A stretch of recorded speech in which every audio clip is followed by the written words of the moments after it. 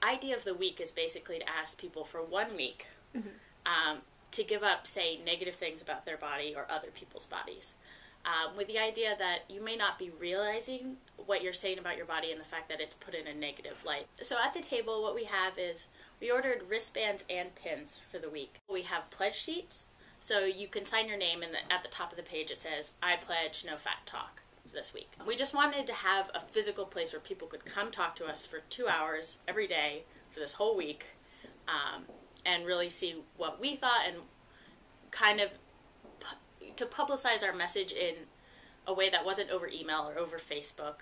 So a lot of the criticism has come from the idea that America has an obesity problem, and not talking about being fat is somehow contributing to that problem. To which our main argument is the fact that Princeton doesn't have an obesity problem. In fact, over 50% of Princeton students think that they are overweight, which, if you look around campus, kind of makes you wonder what's going on. So that's been kind of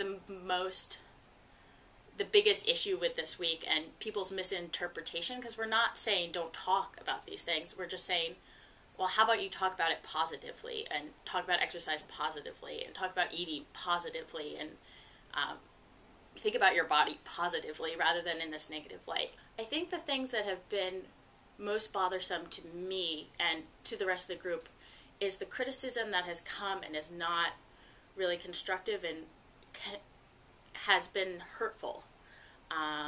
Because there have been some responses that were purely negative and not really intellectually based, if that makes sense. And certainly I worry because we're emailing large listservs, and it's been estimated that 30% of people at college struggle with disordered eating. So you know that these emails are filling inboxes of people who might be at risk for an eating disorder, and people who phrase their argument in kind of cruel, hurtful ways.